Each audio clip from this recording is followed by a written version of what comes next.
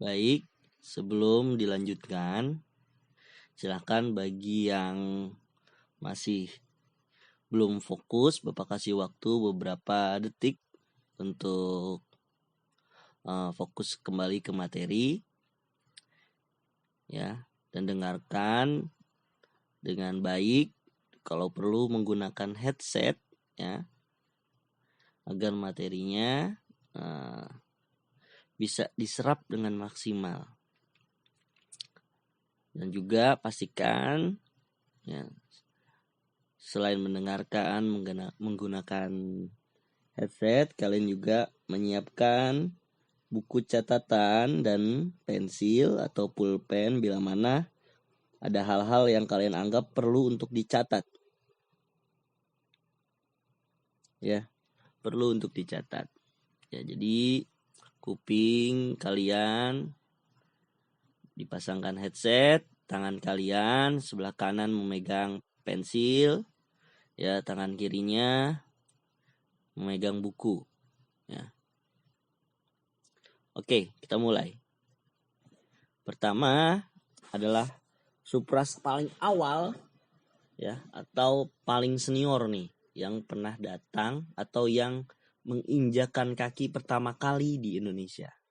Siapa sih manusia pertama yang datang ke Indonesia? Nah, sekarang terjawab, yaitu adalah mereka ras Melanesoid. Tersebar di Papua, pulau-pulau yang mana terletak di sebelah timur Papua dan benua Australia. Ya, saat ini, ya, mereka tinggal di Papua dan kepulauan yang ada di sebelah timur Pulau Papua dan benua Australia. Nah, ciri-ciri mereka yaitu berbadan ya kekar, kulit yang berwarna kehitam-hitaman, rambut keriting, yang memiliki bibir tebal dan hidung yang mancung. Nah, bagaimana mereka bisa berada di tanah Papua dan tinggal di sana? Karena pada awal mulanya, ya, kedatangan dari bangsa Melanesoid ini yang ada di Papua saat ini itu berawal di saat zaman es terakhir hingga zaman Paleolitikum. Di saat itu kepulauan Indonesia masih belum berpenghuni, maka dapat dikatakan ras Melanesoid merupakan penghuni pertama Kepulauan Nusantara. Nah, ras ini hidup dan tinggal di gua-gua dan di pesisir. Asal mula ras Melanesoid merupakan penduduk pribumi di Jawa yang sebelumnya berasal dari Afrika. Jadi orang Papua ini sebelumnya mereka itu menghuni Pulau Jawa. Nah, namun mengapa orang-orang kulit hitam di Jawa itu menghilang? Ya, karena ada datang ras-ras baru, ya, yang berdatang ke Pulau Jawa, dan mereka akhirnya ada yang sebagian, ya, melakukan asimilasi, ya, atau perkawinan, dan sebagian mereka mundur ke timur, ya, sampai ke Papua. Ya. Apa buktinya bahwa orang-orang Melanosoid pernah tinggal di Pulau Jawa? Yaitu penemuan fosil manusia wajak atau Homo wajakensis. Lalu gelombang yang selanjutnya yaitu ras Wedoid atau ras Wedit atau ras Veda, ya, penyebutannya. Nah, memiliki ciri-ciri berkulit coklat tua, memiliki postur tubuh sedang, letak mata yang dalam, tinggi rata-rata 155 cm, rambut yang keriting, hidup pada masa Mesolitikum. Ras Wedit berasal dari Sri Lanka, membawa kebudayaan Mesolitikum. Persebaran orang-orang Wedit yang ada di Indonesia terbilang cukup luas.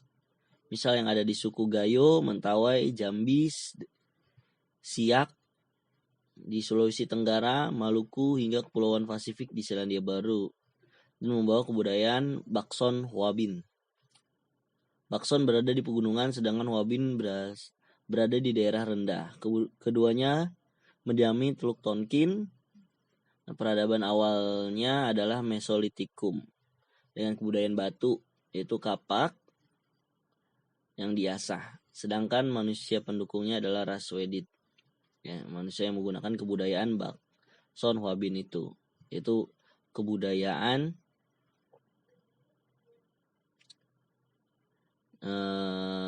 pegunungan dan kebudayaan masyarakat pesisir, ya. Huabin itu pesisir, sedangkan Bakson itu adalah kebudayaan masyarakat di pegunungan yang menggunakan alat-alat sederhana seperti batu yang diasah menjadi kapak. Nah, ras Wedit ini ya memiliki ciri-ciri yang sangat unik, ya. Dia bukan ras Melanesoid, bukan juga orang-orang Mongoloid Malayan, ya, atau orang-orang Melayu. Ya, mereka biasanya tinggal di wilayah-wilayah pedalaman, hutan, dataran sedang dan dataran tinggi. Nah, ataupun sebagian juga ada yang tinggal di pesisir, ya, menjadi masyarakat seperti orang-orang laut, ya kan, dan juga masyarakat-masyarakat yang sebagian sudah berasimilasi dengan ras lain seperti ras Melayu dan ras-ras pendatang lainnya. Lalu yang ketiga yaitu Proto Melayu. Ya, ini masih satu bagian dari ras Mongoloid Malayan, ya. Namun karena gelombangnya terbagi menjadi dua, jadi dipecah ada Proto Melayu dan Duetro Melayu. Nah, Proto Melayu ini adalah Melayu tua karena dia lebih datang duluan. Ya, tapi rasnya sama, yaitu Mongoloid Malayan. Lalu yang gelombang keduanya yaitu Duetro Melayu atau Melayu muda. Oke. Paham ya di sini ya? Oke, saya akan bacakan kembali. Bangsa Proto Melayu atau disebut dengan bangsa Melayu tua pertama kali datang ke Indonesia sekitar tahun 1500 sampai dengan 500 sebelum Masehi. Nah, atau pada zaman Neolitikum.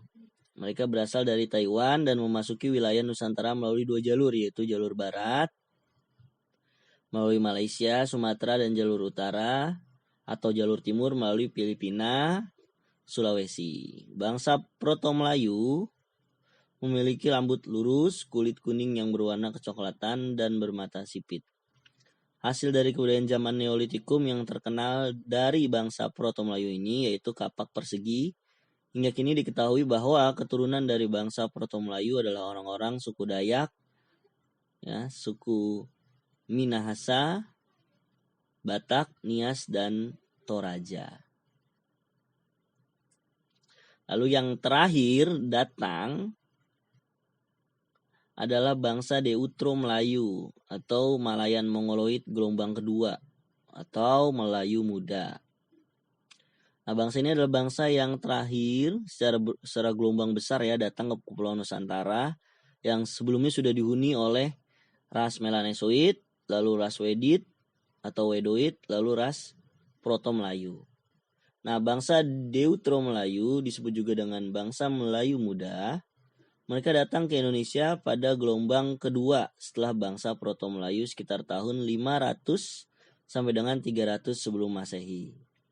Ini masih baru banget, ya. Bangsa ini telah berhasil melakukan pencampuran budaya dengan bangsa Melayu tua. Sebenarnya nggak hanya dengan bangsa Melayu tua, namun juga dengan bangsa Wedoid, ya, dan juga dengan bangsa Melanesoid. Nah, seperti masyarakat di Maluku. Nah, kalau kalian lihat secara fisik, ya, bangsa orang-orang yang tinggal di Maluku itu adalah percampuran antara orang-orang Melanesoid, ya, orang-orang Papua dengan orang-orang Melayu, ya. Nah, itu adalah bentuk dari percampuran antar supras, pernikahan antar supras. Jadi kedatangan ras-ras itu tidak dan persaingan antar ras itu nggak selalu terjadi. Kadang juga ketika ada ras pendatang, ya, lalu terjadi perkawinan silang antar mereka, ya. Nggak selalu pengusiran atau perang dalam pertemuan dua ras yang bertemu seperti itu. Ada juga yang membangun hubungan bersama, membangun komunitas bersama hingga ciri-ciri mereka itu hilang. Ciri-ciri mereka, ya, yang mereka berasal dari Duetro Melayu, mereka berasal dari Melanesoid karena mereka bercampur sehingga membentuk suatu kebudayaan baru sehingga menghilangkan kebudayaan mereka yang lama seperti itu. Nah, contohnya itu seperti masyarakat Betawi atau orang Betawi. Nah, orang Betawi itu kan berasal dari percampuran berbagai macam suku yang ada di Nusantara. Nah, karena Batavia pada masa kolonial adalah sentral daripada VOC. Nah, sehingga VOC itu mendatangi orang-orang untuk bekerja dengan VOC itu baik dari Maluku, dari Sulawesi, dari Bali, dari Sumatera dan lain sebagainya. Belum juga para pedagang yang datang ke Batavia pada masa itu. Nah, lalu terjadilah percampuran kebudayaan mereka, baik pendatang-pendatang Nusantara, bahkan pedagang-pedagang yang berasal dari Cina, Arab, ya. Nah, itu hingga membentuk suatu komunitas baru dan membentuk kebudayaan baru yang kita kenal dengan kebudayaan Jakarta atau kebudayaan masyarakat Betawi. Oke, kita balik lagi ke pembahasan ini. Nah, orang-orang Melayu muda ini berasal dari Yunan. Yunan itu di mana sih, Pak? Yunan itu ada di Cina bagian selatan. Ya, di kota-kota seperti salah satunya tuh Guangzhou. Itu ada di Cina Selatan yang berbatasan langsung dengan Vietnam. Nah, dia menempuh rute Vietnam, dari Vietnam turun melalui Champa atau Kamboja, Thailand, Malaysia, lalu sampailah di Kepulauan Nusantara kita. Nah, bangsa Melayu muda memiliki kebudayaan yang lebih maju dibanding dengan bangsa Proto Melayu maupun dengan supras-supras lain yang sudah ada di Nusantara. Sehingga secara kemampuan dalam kehidupan, baik itu persenjataan dan alat-alat pertanian, mereka lebih maju. Sehingga banyak ras-ras yang sebelumnya sudah ada di Nusantara itu kalah bersaing, baik kalah bersaing dalam segi persenjataan, ya, alat-alat, perkakas dan lain sebagainya. Nah, namun